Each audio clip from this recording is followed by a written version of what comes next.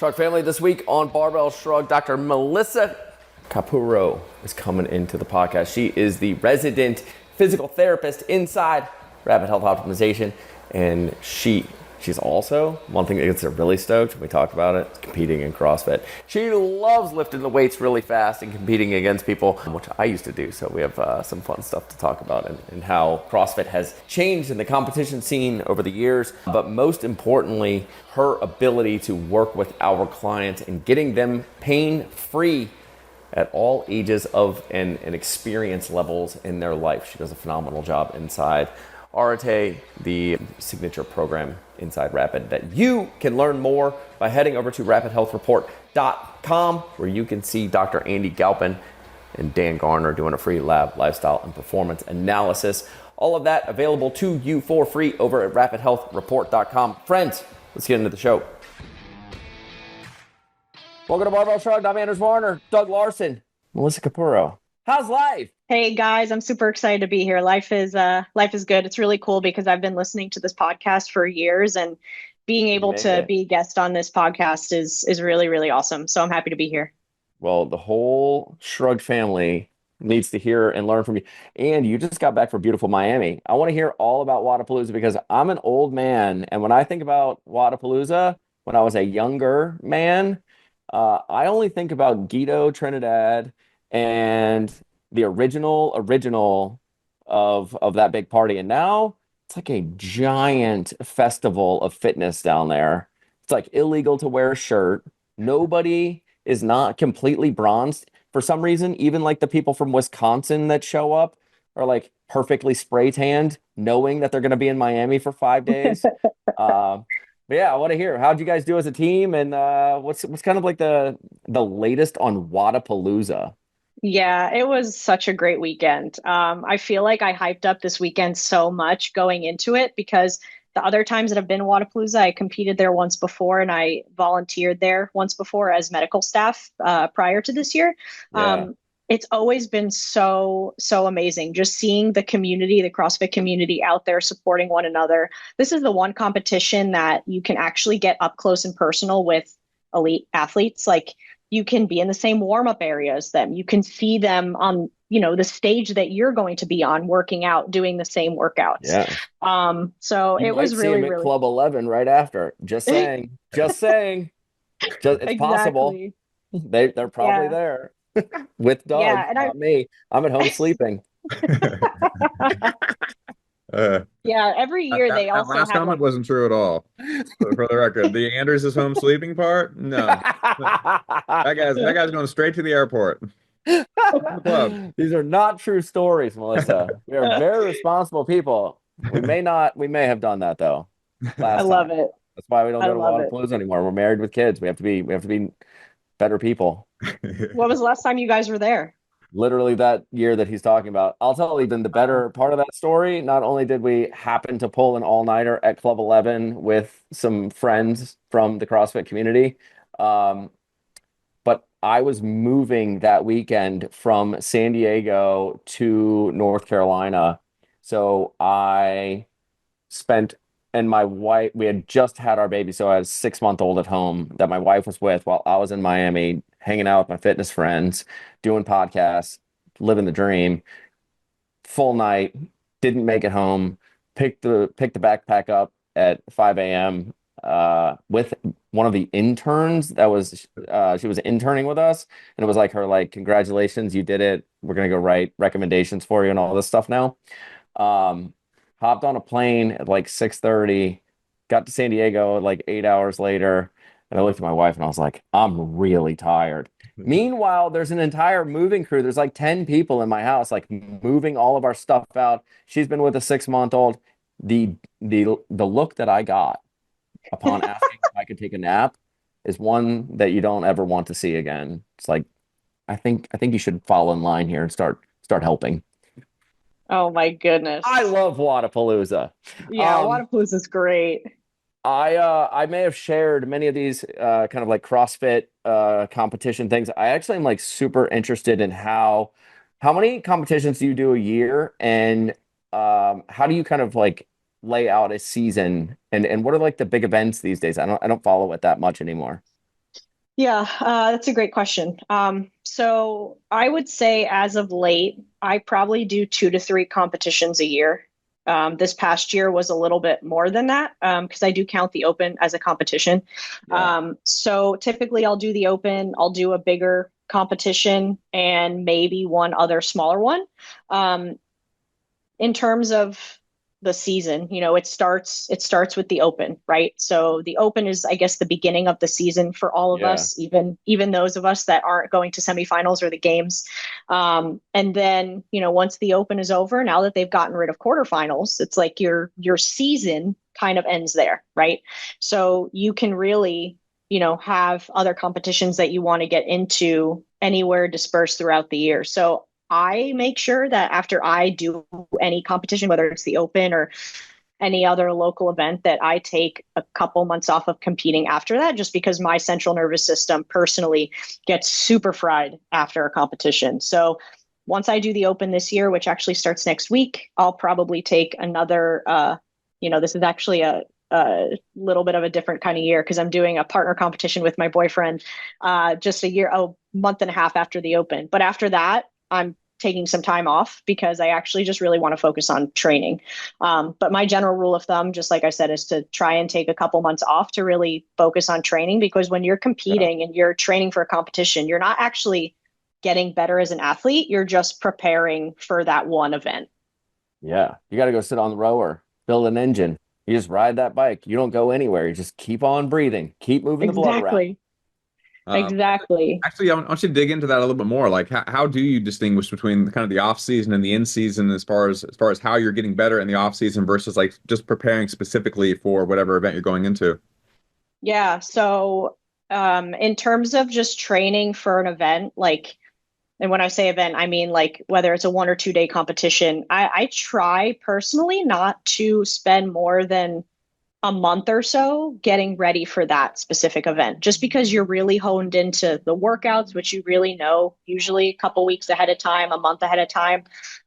So there's really only so many times you can do one of the competition workouts. You know what I mean? And in terms of, you know, training beyond that, it's really important, as at least I think it's super important, to be able to develop yourself just more as a well-rounded athlete. Like, for example, my priorities are to get stronger and to have better gymnastics capacity. And it's really hard for me to do that if I'm trying to practice this event that's like a 400-meter run, dumbbell snatches and farmer carries. You know what I mean? Because that's just blowing steam and using resources that I could totally be using to get stronger and Yeah. recover from getting stronger, or just using more time to spend time on like the pull-up bar, the rings, or something like that. Dr. Andy Galpin here.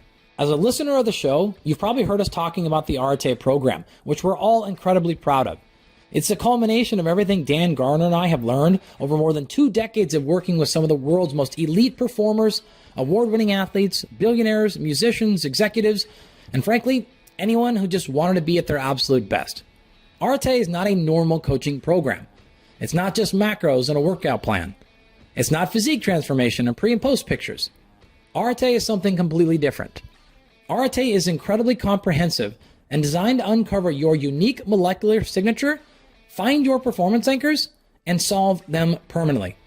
You'll be working with not one person, but rather a full team of elite professionals, each with their own special expertise to maximize precision, accuracy, and effectiveness of your analysis and optimization plan. RTA isn't about treating symptoms or quick fixes. It's about unlocking your full potential and looking, feeling, and performing at your absolute best, physically and mentally, when the stakes are the highest. To learn more, visit aratelab.com. That's ARETE lab.com. Now, back to the show. Mm-hmm. Wait, what was your fitness background prior to CrossFit? Did you come in with any skill sets that were CrossFit specific before doing CrossFit? Not really. Throughout high school, I played field hockey, softball, and I started lifting when I was in college, but I got pretty bored of that and found CrossFit when I was in PT school. My PT school, University of Delaware, actually had a CrossFit box on campus.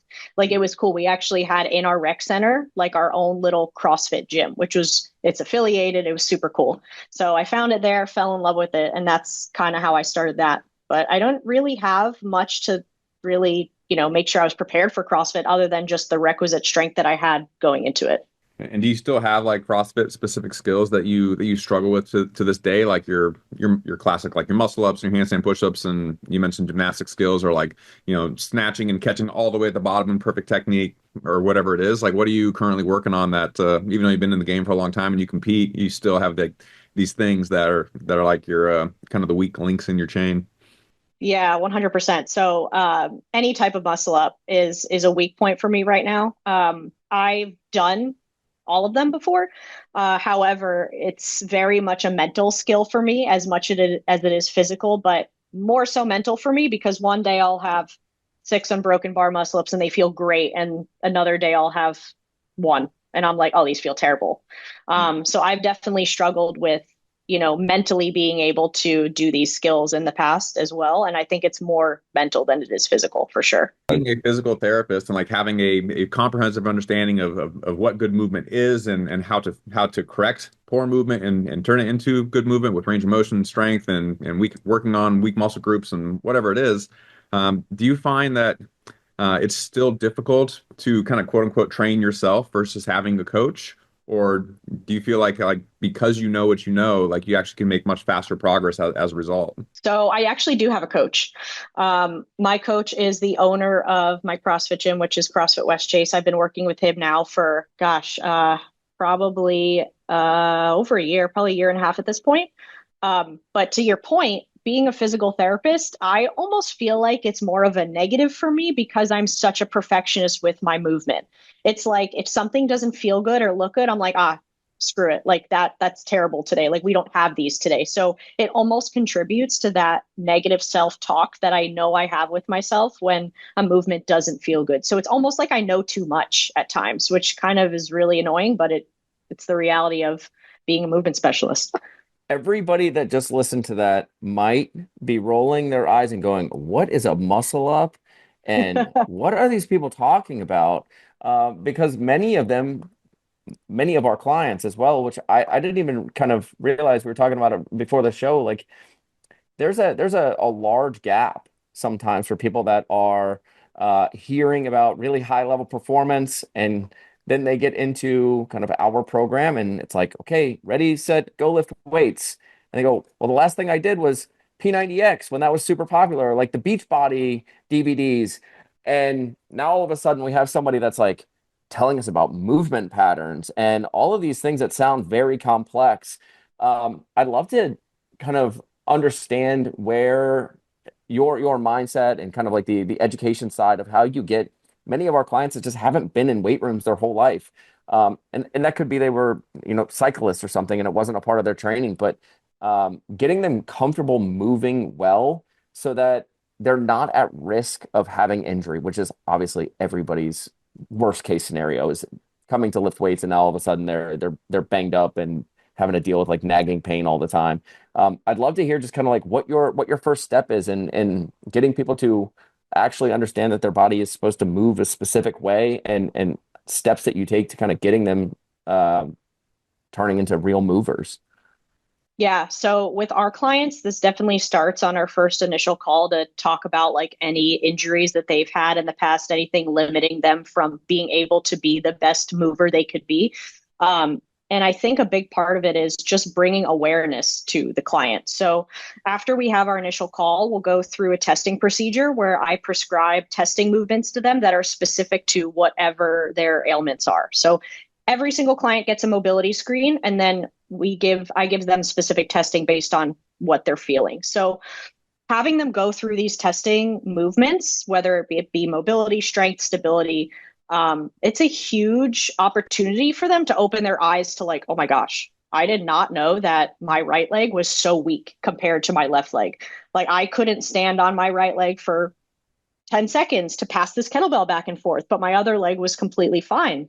So I think a big part of it is just giving them the opportunity to be aware of those things, because I feel every client that I've had a meeting with really wants to improve upon these things. So it's not like we get someone that's like, oh, like, I don't care about any of this, right? Like we get people that want to fix it. So being able to open their eyes to it is super important. And then going ahead and addressing it with any rehab specific things that I give to their coach. It's usually pretty well received. And whenever I have my follow-up calls with them, you know, a lot of the feedback that I'll get is like, I feel way stronger just being able to do like normal day-to-day things. And I'm so surprised that I was able to make that progress. It's crazy. I try and brainwash my kids so hard to just squeeze their butt and push their hips back. Like we went ice skating this weekend with my son. He's like 3.5. And every time I'm like, dude, you got to get yourself up off the ice. And he like gets his feet under him and his feet or his like hands are touching the ice and his feet are underneath him. And I go, now you just squeeze your butt. Just squeeze your butt, dude. Like, can we just teach like the basic movement pattern to this little man? And then he all of a sudden his chest comes up and I'm like, Dad's the greatest coach in the whole wide world. Look at him. Even the little kids need to learn how to do it. The thing that I always used to be amazed with is how beautiful when I own gyms, how beautiful movement is, especially when people are doing it with tons and tons of weight on their body. Like people that squat a lot but don't do it beautifully, I give them a big high five. When people squat beautifully and they do it with tons of weight, I walk by them and I'm like, that is a work of art that person is putting together right there because it looks so effortless. And when I think about movement as a whole, it really is like the thing that I'm most admirable of. And it's less about the amount of weight that I've seen somebody lift. Like I've seen people lift like snatch a lot of weight. And you're like, oh my gosh, they're gonna die is the first thing. But when you see it beautifully, like the Olympians do, you're like, look at that little magical thing that they just did with the barbell. That is incredible. Um, how quickly do you think you because people really are starting a lot of them like at zero. They've never thought about their body as a unit that is supposed to move in a specific way. And getting them from zero to understanding just squeezing their butt, keeping their belly tight, pushing their hips back. How long of a process can somebody kind of expect to undergo in order to get to a place where they understand kind of like basic concepts of how their body is supposed to move? Yeah, that's a good question. And the short answer is it really depends on the person because, like you were just saying, you were giving out cues of like, keep your belly tight, squeeze your butt. There are so many people that don't understand that. Like, I will have to use so many additional cues to get them to do the same thing, but it takes just so much longer because some people haven't really ever, for example, people don't know how to breathe the right way. So keeping your belly tight means so many different things.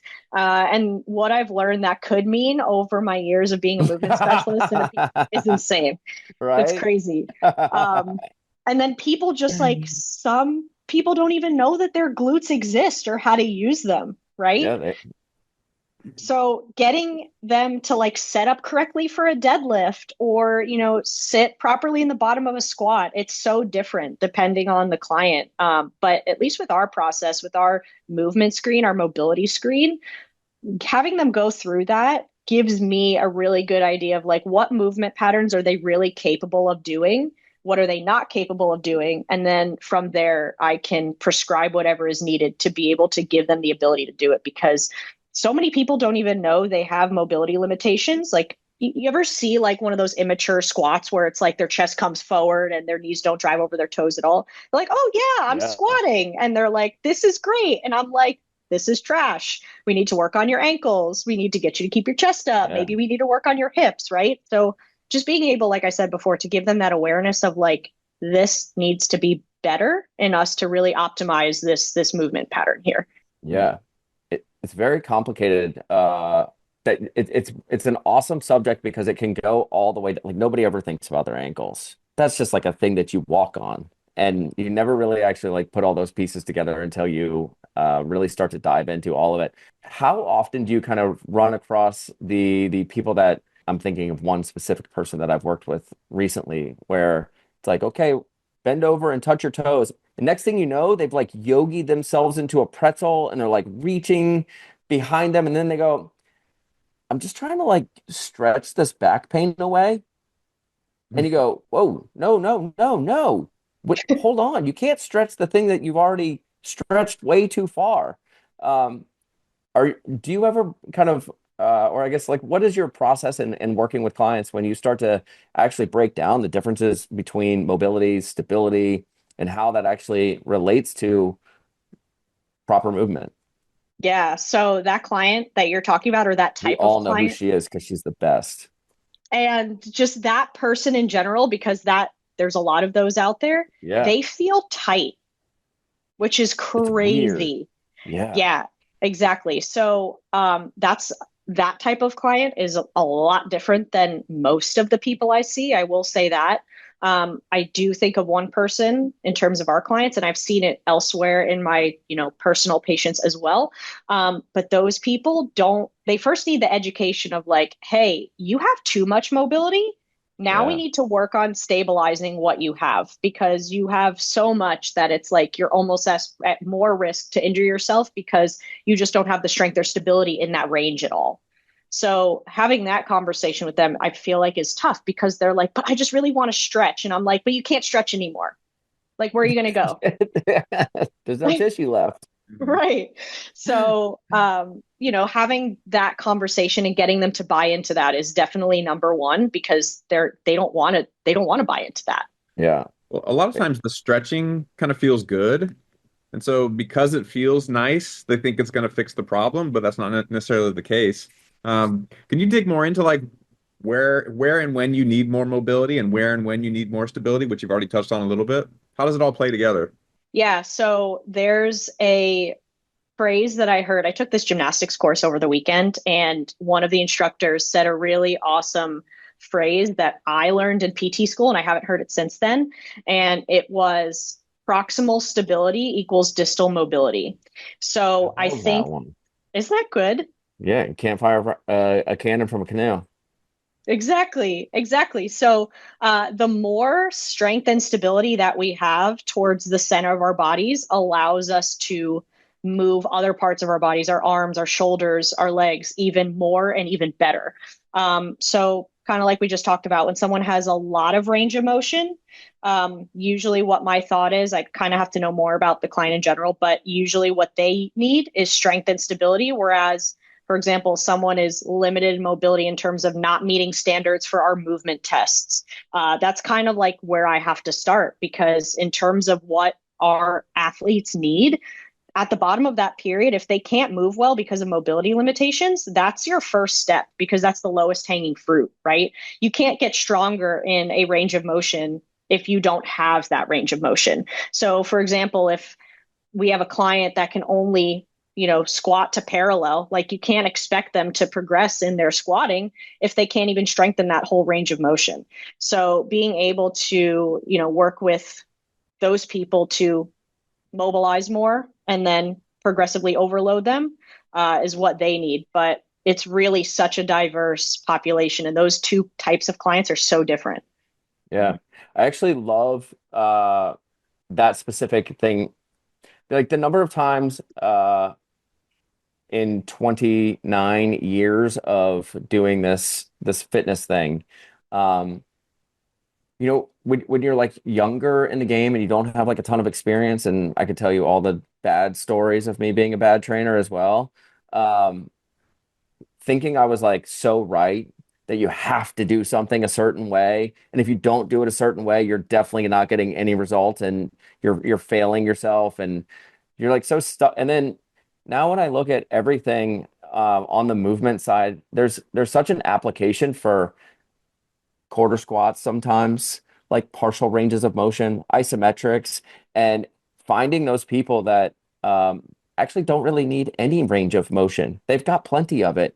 So let's just get you to a place. And then maybe we can start to implement some sort of isometric down at the bottom where so you can actually like tell your body, hey, this is where we need to go. And anything past this is too far. Um, do you have any kind of like normal language that you're using around like helping people find what normal range of motion is, whether they are short or if they're long, or if they're like hypermobile, um, just to get people to, because if you've never lifted weights or done this seriously, to say like go to the bottom of a squat, most people don't even know what that means. They don't know where that area is or what that feels like. And it's literally it's in their posterior chain. They can't see it. So how do you get them to understand what an end range of motion even is? Yeah, so and that also is very dependent on the client. In terms of someone who moves a lot, again, bringing awareness to the fact that like, hey, you move so much. We need to find what part of this is, you know, functional range of motion that we can use, right? So like you said, doing some sort of like isometric at the bottom that puts them in the best position for their body to do the job that they need to do, whether that's squat, a barbell, or a goblet squat, anything like that. I love for these people, these like overly flexible people, like you just mentioned isometric holds, but I love eccentrics too, because it forces them to slow down where it's like, okay, I'm going down, I'm going down. Okay, like this is the point where I start to feel maybe things shift, or maybe I'm going into like a butt wink or something that I shouldn't be doing. So for those people, eccentrics, like I love those. I honestly love eccentrics for everybody, but especially those people. And for the really tight people, while we're working on that range of motion, I love something in terms of squatting. I love like box squats, for example, or like you said, quarter range of motion squats, but more so giving them a target that I want them to hit that's well within their ability to hit. So you could still build that strength while you're working on mobility as well. It's just tough because, being able to work on depending on what their range of motion looks like and what their control looks like, you can get them into the bottom of a squat while holding load to basically use as a counterbalance and help them, gain range of motion, gain, joint play there. But it really depends on what their quality of movement looks like. But there's so many different ways to skin the cat too. If someone has a range of motion issue that really is from a past injury, how do you work around things like that where they've tried to get range of motion back and maybe it's painful and you basically looked at it and said, you know what, like it's not a good idea to try to improve range of motion here, but they still want to compete as an example. So they have they have movements that they are required to do, but they want to train without exacerbating their pain, that type of thing. How do you work around injuries and the downstream effects of having had injuries? So it really depends why, just going off of your question, it depends why it would be a bad idea for us to actually work on range of motion. So if someone has a chronic injury that's been there, say, for years and years and years, I think just evaluating the different parts of the, injury, whether it be the joint, the muscle, anything like that around it, evaluating that to kind of see what the status is there. I don't really think there's any downside to working on range of motion as long as it's within a safe range that they're able to tolerate, while using manual therapy if needed. But I always think that if their range of motion is lacking, of course, as long as they didn't have like a fusion or like some surgery where they're going to be stuck there for the rest of their lives, I always think it's a good idea to at least push the needle as much as we can in a safe range.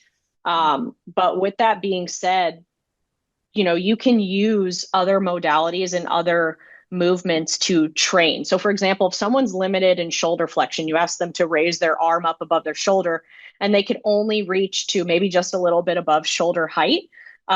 You're probably not going to have them barbell strict press, right? Because they're going to look like an inclined bench press, right? So something for that, for example, like I love using landmine presses because it gets like a vertical pressing stimulus in.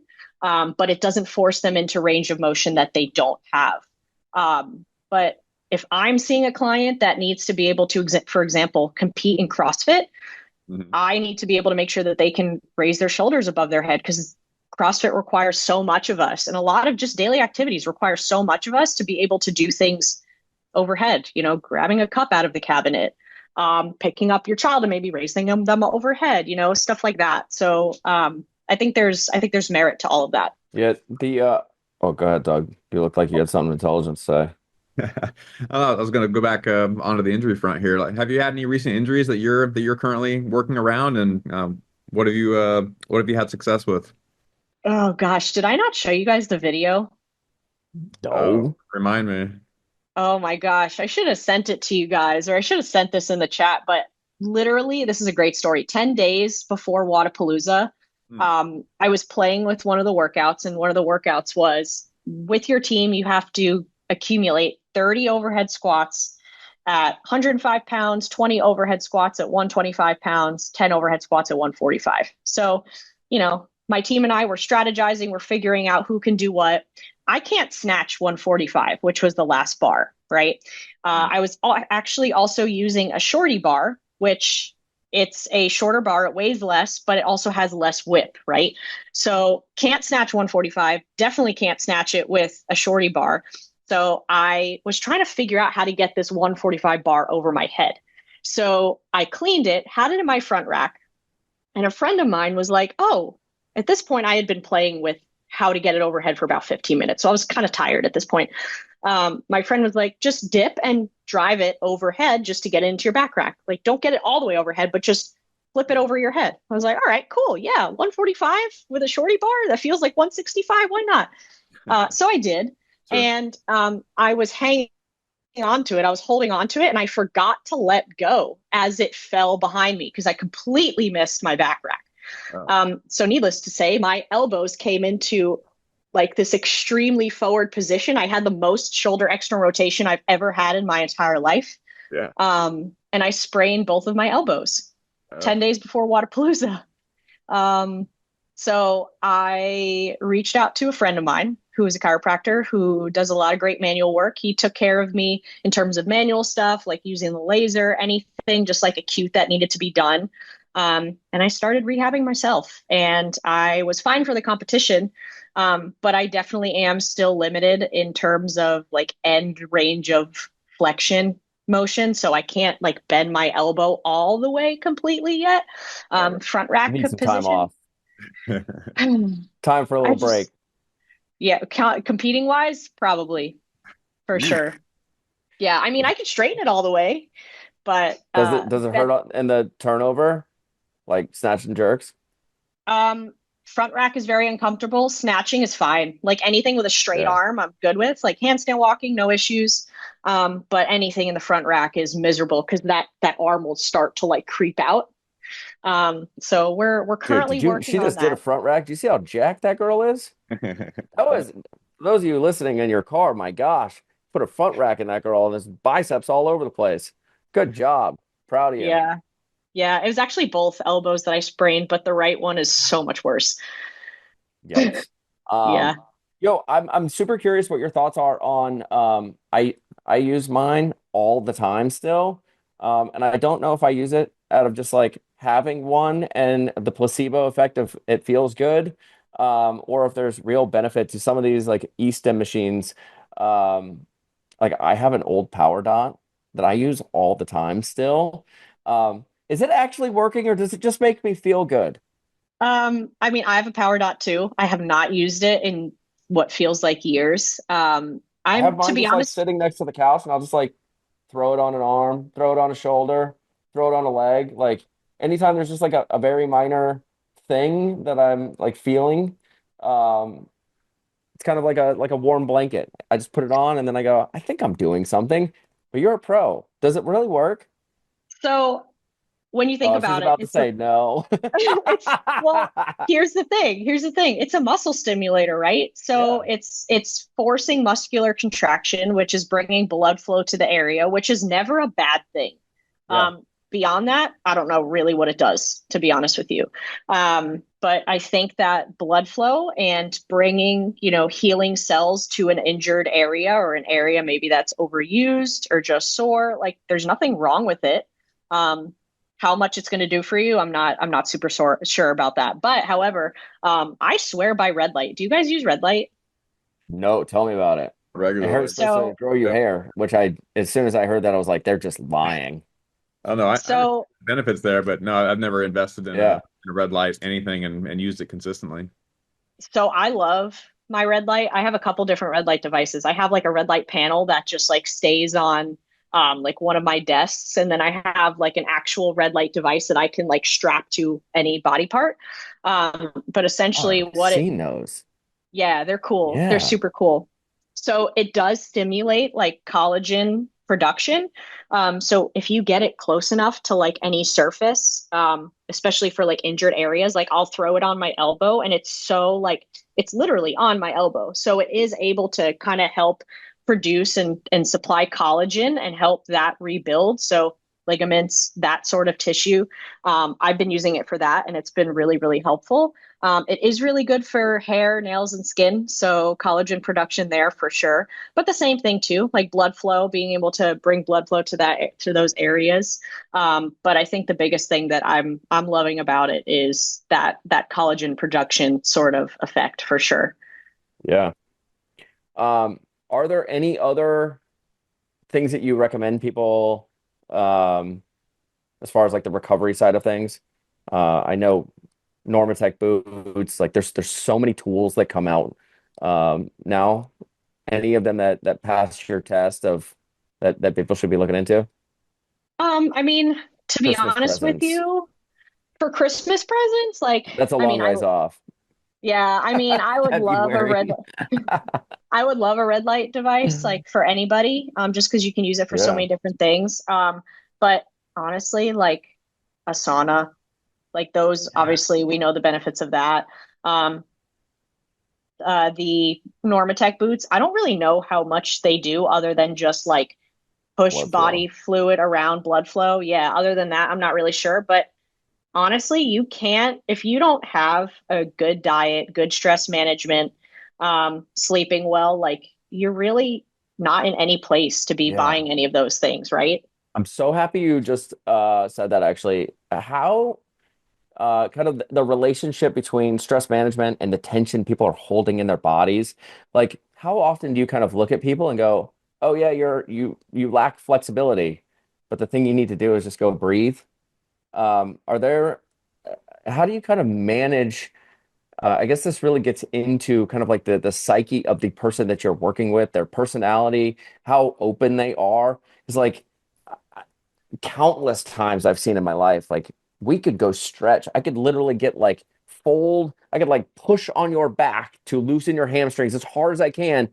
But you are so tight and wound up from the day with no chance of getting all of that tension out of your body. It's not a stretching problem. It's like processing and creating like more resilience in your body is the problem here. It's not the tissue length itself. How do you go about just having that conversation? It's a tricky one because you're kind of saying you need to change as a person. This isn't like a can you bend over and touch your toes thing. Right. And I think really what it is a central nervous system problem where it's like overload, overload, overload all the time.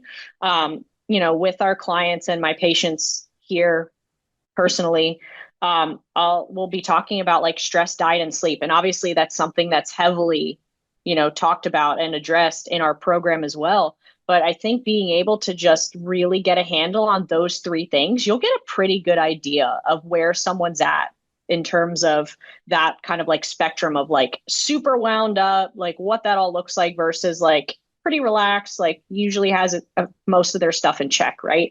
So I think just being able to create that buy-in with them of like, hey, bringing their awareness to there are a couple things that we can change here.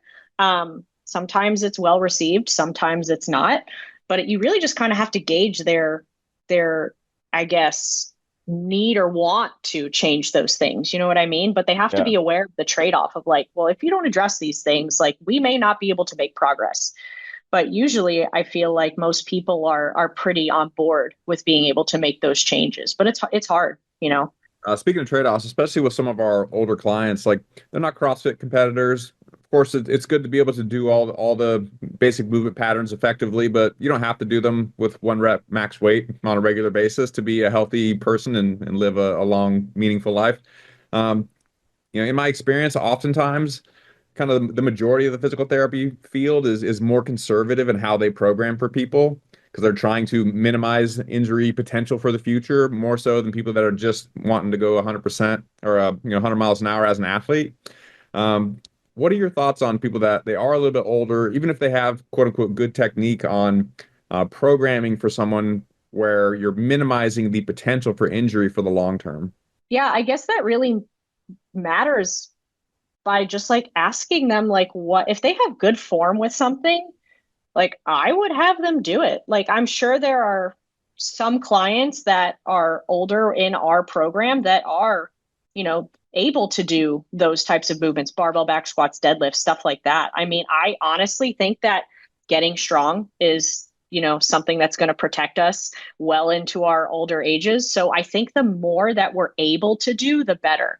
I also think that with that, PTs in general, if you look at like a traditional outpatient orthopedic physical therapist, like most of them don't really know how to program for true strength. So I think that kind of comes with it as well. Is like a lot of people, yeah, maybe they're a little bit more conservative, but they don't know anything else. Like we didn't learn about strength really principles in PT school. We didn't learn about how to create a strength program. Like once someone's released from a clinic, right? It's like, okay, you're going to go figure out what to do next, but it's like the PT doesn't know how to do that. The PT also doesn't know how to navigate like that middle ground area of like, okay, you graduate a PT, but like what's that intermediate step before you go with a personal trainer, right? So I think there's a lot of education to be had there for those people. But yeah, I mean, I think the more that older individuals can be doing, if they're doing it safely, they should be doing it for sure. Yeah, my mom, this was actually a CrossFit thing. You shouldn't do kipping pull-ups starting at like 58. I don't think that's a smart move. She had like a real frozen shoulder, which was like the most terrifying injury. I feel like I like could not raise her arm past parallel. Yeah. And that range of motion only got smaller like yearly. And I really had no I had never this is part of being young and dumb is you never actually understand what people that are like 20 years older than you are going through. So when I would like tell my mom like it's CrossFit, just get after it, mom, like go, not realizing prerequisite ranges of motion that would be needed to do something that involves speed and power on a joint that probably isn't that healthy after all these years. And building up to that, to whenever she was injured, like there's probably countless interventions that could have happened to stop that. But I didn't understand what a 58-year-old person felt like. Um, I'd love to know kind of in your experience what you're looking for and kind of how you work with people that aren't competing in CrossFit, don't have a lot of the same goals, and also just have a different life. I know you're awesome, but I didn't know what it was like to be 41 until I like turned 41 and I was like, "Oh, this is what all those old ass people were talking about. I get it now." Like it's really hard to understand until you're kind of like have some like creaky things going on. Um, I'd love to just understand kind of like your process and getting to know people and what motivates them, where they're meeting them, where they're at. Like, what does that conversation kind of look like to just understand what that person's life looks like? Yeah, and it's really funny because I feel like my first either meeting or session with a client, like I don't even have to really ask them what's wrong to know what's wrong, right? Like Yeah. they'll usually tell the story themselves. We learned something in PT school that like patients are usually pretty good storytellers, and you just kind of have to listen, right? So as long as you can build rapport with a client and they feel comfortable with you, they're going to open up. But I think it's really important, like you said, they have different goals than most younger individuals. So being able to really find out what those goals are, and something I've done a lot is I'll follow up their goals with why, and then they'll give me an answer, and I'll follow up with why again. So asking Yeah. why several times to really get down to the answer. That's truly like, well, why do I want to be able to do this? I will tell you, I've had some meetings and I've had some initial evaluations end in people crying because it's like, we really got to that pain Yeah. point, right? So being able to understand that why and being able to, use that in our sessions specifically and like use that in our training to get them to where they want to be is the most effective, right? And there's the specificity principle, right? So if they have a goal of XYZ, making sure that we're doing everything specifically to get them there and training the most specifically to that goal. Yeah. So Um, it's that whole process. And I mean, even the way sometimes I think back to like owning the gym and having like I love these people so much, but realizing like you got like three kids at home and you got a 9, 10 hour day, high stress job, and then they show up at 6 a.m. to you and you're like, you ready? I'm gonna start your day off with the most intense thing you've ever done in your whole life. You ready to rock? And they're like, hell yeah, Anders, let's do this. I'm like, now I just wonder like how like could we have gotten to the same place and maybe I took a little bit better care of their body had I had a bigger vision of and just more experience as a human being that I love that you're able to I mean you have people like flying you out to their house to go work with them so you clearly do a great job with it my I don't know if anybody was doing that for me back in the day. So I think it's really cool. I think that you do a great job like connecting with people and um, whatever the patience or empathy or being able to like understand where they're trying to go and what's holding them back from getting there um, is like a big piece of the job. Um, and you do a great job. The I appreciate that. um, I would love to know where can people find out more about you and tell them about your CrossFit competition that's coming up. What are you going to win? Are you Uh, in the grid still?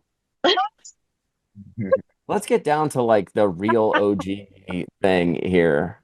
Are you a gritter? so You play for the I Aces, right? I'm not on the Aces. Uh, I have been sponsoring the team for years and I am their physical therapist. So Doug sponsored a team too. I didn't Doug own a team partially? Yeah. A piece, a small piece.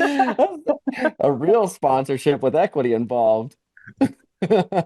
So yeah, it's honestly such a cool sport. But I've been the Orlando Aces' physical therapist for the past 3 years, so I keep all of them together. I At love every it. practice, I'm at every match. So a lot of it is like, have doing like day of stuff where it's like any manual work that's needed, or just getting them on like a rehab protocol if something's Yeah. kind of like nagging. This year, my boyfriend's actually the grid athlete, so he's been playing for 8 or 9 years. So he's the star of that. You ever heard of a triple under? Yeah. I was gonna say if you're dating somebody that's in the grid and you're a physical therapist, that's like a match made in heaven because he needs a physical therapist around him 24 hours a day For to sure. But you do know the what? stuff that they do. That He is the moves so craziest well. sport. Literally, yeah. He's like the triple under king in grid. Like, Triple. Hmm. Where you at, yeah. Doug? You got those? I don't got it. I can't even do a I'm single under though, to be honest with you. gonna give a shout If out to Molly Metz. I haven't talked to Molly in a long time, many years, but I think she did like 100 in a row, triple unders, something like triple? What? that, Oh, a while back. Yeah, 100 unbroken triple unders? yeah, and she also did 10 consecutive minutes of double unders. God, It was like I don't know, it was 1,000 double unders or something like that. Oh my terrifying. That's gosh. unbelievable. Look her up on YouTube. Her name's Molly Metz. She was like a jump rope world champion person. She owns a Jump and Rope, the company Jump and Rope. Yeah, That's she was on awesome. Shrug I years ago. remember that. She's awesome. Yeah, Yeah. So yeah, I've seen triple Very cool. unders. She crushes. that's Yeah, it's so incredible. cool. They're so inspiring, honestly. But yeah, so actually our grid season is about to start pretty soon. Practices, I'm sure, will be starting up. But the next competition, other than the Open, is my boyfriend and I are just gonna be taking on You this local crush competition people. called WAD Wars. It's actually going to be at Raymond James Stadium this year, which is really cool. So we get to play where the Bucks play. Sweet. Um, yeah, so it's awesome. I think, do you know Travis Mash used to be a gritter? He's No not on way, here really? today. Yeah. If Mhm. you want someone to move a ton of weight for like 5 seconds, that's your boy right there. So he was obviously a strength specialist. Yeah, I Do want to. they I do think they his have event was those? like max clean and jerks in like 10 seconds at like 275, some insane amount of money. It's not today's weights that they move around, but it was enormous amount. It's like him and Klokov going at it back in the day. That's I, crazy. the grid is like I cannot believe the grid is still around. Like I genuinely that is mind-boggling to me that they went from Madison Square Garden on day one. It's growing. I bet it has like a real, since since they weren't trying to show CrossFit how great they were with like going to Madison Square Garden on day one. And they have like probably a league of very fit people and a following because people love this stuff. Without You just don't have to do it the way it was done. But in the end, it's like 10 years old now. Yeah. Sport's been around for like a decade. And they Is it even still older than that? do. It might be, maybe 12. It still might be like one of the most athletic things I've ever seen in my entire life. Like the things that those people do at that speed and that intensity, especially the gymnastics stuff. And like you can't even in that league anymore do like a toes to bar. It's got to be like a toe to bar, chest to bar, pull Triple up. touch. Yeah. What is that? Yeah. So That I didn't one even of the know existed. yeah, it's like a complex now. I feel like every year they come up with new movements that they're doing. So this past year they introduced the high ring handstand push-up. So you're on the high rings, like rings a height that you would do a ring muscle up on, but you have to somehow get yourself up there, get yourself inverted and do handstand push-ups on those high rings, which looked so scary. I can't even tell you that first match that we had where people were doing those, it was just insane. But yeah, that complex now, one rep of this complex is a toe to bar, chest to bar, toe to bar, chest to bar, bar muscle up. That's one rep.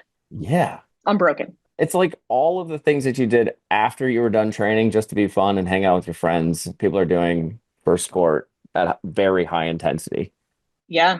So the triple touch, which is the toe to bar, chest to bar, bar muscle up, that actually showed up in the Fittest Experience CrossFit competition this year, which is crazy because it's like now they're moving some of these grid elements into a normal CrossFit competition.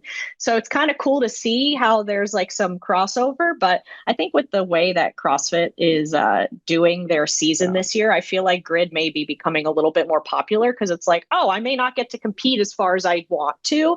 Let me go try something like grid. I couldn't tell you anything about the CrossFit season, but I got the email and I screenshotted it and I sent it to Nicole and Casey and I said, anybody want to battle? And then they both were like, no. And I was like, yeah, me neither. I just wanted you to know I was still on the email list.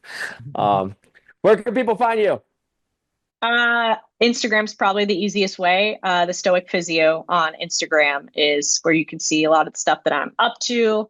Any training stuff that I'm doing, rehab stuff is on there. So it's pretty comprehensive. There you go. Douglas E. Larson.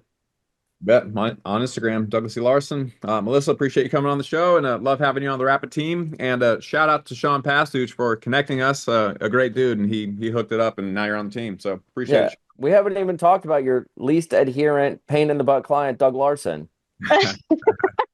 How jacked up that guy is. I am the best client. We didn't even say that she helped do my programming or my physical therapy stuff for many, many months, but he kept up with it for a good bit. I still do it. Yeah. She doesn't write the programming on a weekly basis anymore, but I still do all the stuff that we went over at least a year ago now. Yeah, and I made wonderful progress with my thoracic / spinal rotation, which was like my main goal. I do it almost every day. At a minimum, that's awesome. I do that stuff. So, all the rib injury things that I was dealing with, I wouldn't say like they're all 100% gone, but radically reduced for a long time. I still have like a sternum thing that I get. You can't really avoid it all the way in jiu-jitsu. For sure. But I really have made a lot of progress there. So I hadn't actually given like an official, especially not public, thank you for all the help that you provided there. But yes, thank you very much because it really was meaningful to me. So appreciate it. There you go. Yeah, absolutely. Super happy to help. And I'm so happy to be part of the team. And seriously, shout out to Dr. Sean for connecting us because that was so awesome and like so needed at the exact time. So I appreciate it all around. Awesome. I'm Anders Varner at Anders Varner, and we are Barbell Shrugged at Barbell_Shrugged. To make sure you get over to artelab.com. ARE. I misspelled it the other day, Doug. How terrible is that? It's so embarrassing. ARETELAB.com. Arte Lab. That is a signature program inside Rapid Health Optimization where you can learn about all lab testing, performance analysis, and you can come hang out with us and Dr. Melissa. She's radical. You can access all of that over at artelab.com. Friends, we'll see you guys next week.